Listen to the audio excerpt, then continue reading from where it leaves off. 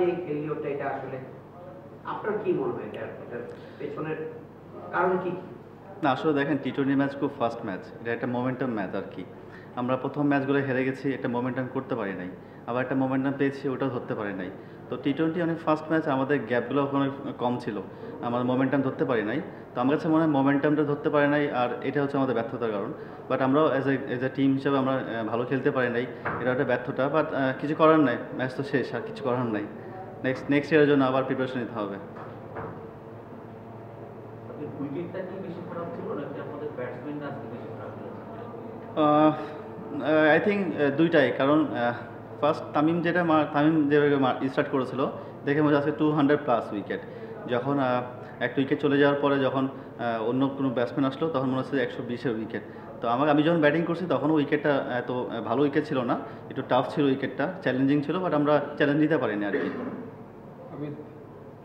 আপনাদের টিমের captain against একটা এলিগেশন আসছে যে ফিক্সিং এর সাথে বা অন্যান্য একটা এলিগেশন আসা হচ্ছে, বা আপনাদের কাছে কোনো তথ্য আছে কিনা বা মাঠ থেকে আপনার এমন কোনো কিছু মনে হয়েছে কিনা যে না দেখেন, এটা আউটসাইড কথা, আর এটা আউটসাইড একটা বিষয়। এটা নিয়ে আমাদের কিছু বলারও নাই, আর এটা ধরেন আমাদের বলার কোনো বিষয় না।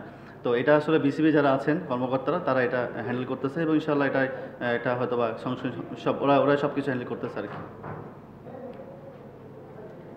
একদম মানে বলা চলে টেবিলের ৬ আপনারা শেষ করলেন, খুব একটা ভালো হয়নি, কিন্তু ওভারঅল যদি বলি প্রাপ্তির দিকটা কি আপনি যদি আপনার দিকটা বলেন? আমার দিকে আমি অ্যাজ এ প্লেয়ার আমি লাস্ট ইয়ার বিপিএল খেলি নাই, এবছর বিপিএল খেলার সুযোগ পেয়েছি। থ্যাঙ্কস টু ঢাকা ক্যাপিটালস ম্যানেজমেন্টকে আমাকে পিক করার জন্য এবং অপরচুনিটি দেওয়ার জন্য। এটা আমার কাছে একটা পজিটিভ সাইন ছিল আমার জন্য, যে কামব্যাক করা ছিল, যেটা আমি খেলার সুযোগ পেয়েছি বিপিএলটা। অ্যাট দ্য সেম টাইম আমাদের টিম ৬ নাম্বার শেষ করেছি।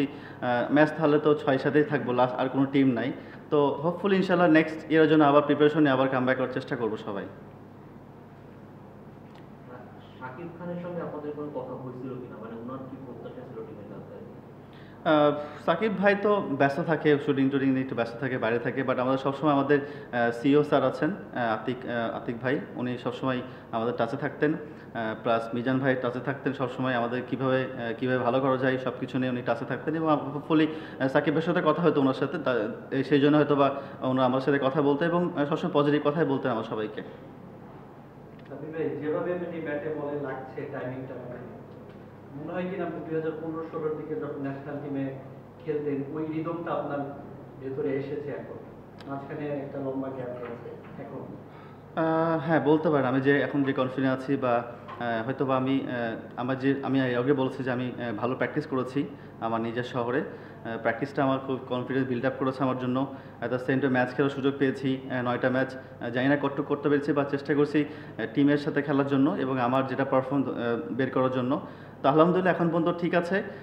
যে কটা ব্যাটিং করেছি আমার কাছে মনে হচ্ছে আমি খুব কমফোর্টেবল ব্যাটিং করেছি। 2015-16 যেটা বললেন যে হ্যাঁ ওইরকম একটা মনে হচ্ছিল, বাট আমার কাছে মনে হচ্ছে আমি এই সিজনে খুব ভালো ব্যাটিং এনজয় করেছি আমি খুব টুর্নামেন্টটা। সাব্বির, আপনার যদি স্পেসিফিক কোনো টার্গেট থাকে ন্যাশনাল টিমকে নিয়ে, সেটা কি টি-20 নাকি ওয়ানডে? প্ল্যান তো আসলে ভাই, আমি তো টি-20 প্লেয়ার আসলে। যদি আপনি আমাকে দেখেন, আমি 6-7 নাম্বারে খেলি ওয়ানডেতে, ওখানে 10 ওভার পাই।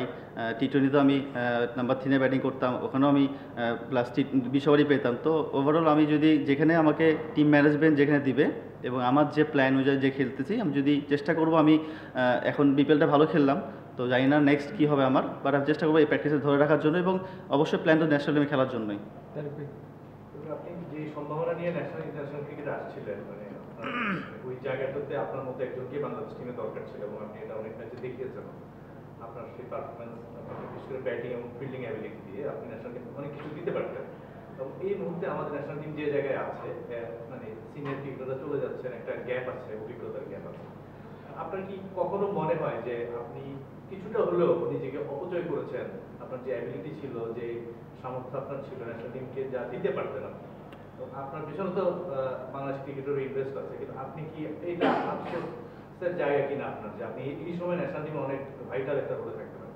অনেক কটা প্রশ্ন করে ফেলেছেন একসাথে ভাই। আসলে অপচয় জিনিসটা আসলে না, আমার যেটা রিজিক ছিল সেটা পেয়েছি। অপচয় বলতে আমি নিজেকে কোনো অপচয় করিনি। এখন একটা ব্যাটসম্যান যদি খেলতে নামে, এখন বলতে পারবে না ছটা ছয় মারতে পারবে কেউ চেষ্টা করে, কেউ হয়তো বা ব্যর্থ হয়। তো আমি চেষ্টা করছি ভালো খেলার জন্য। পারফর্ম খারাপ করেছি, বাদ পড়ে গেছি। আবার একটা মাঝখানে গ্যাপ পড়েছিল। এখন আমি আবার বিপিএল খেলেছি, ইনশাল্লাহ যদি সুযোগ থাকে ন্যাশনাল টিমে খেলার জন্য আবার আমি ready for play national team. চেষ্টা করবো ভালো খেলার জন্য, যেটা সুযোগ হলে কাজে লাগার জন্য। এছাড়া কোনো কাজ আমার নাই। আর নেক্সট যেটা আমার কাজ, যেটা প্র্যাকটিস করা ভালো মতো, নিজেকে সময় দেওয়া আর নিজে ভালো প্রস্তুত হওয়া নিজের জন্য। ঠিক আছে, থ্যাংক ইউ। থ্যাংক ইউ ভাইয়া, ভালো থাকেন।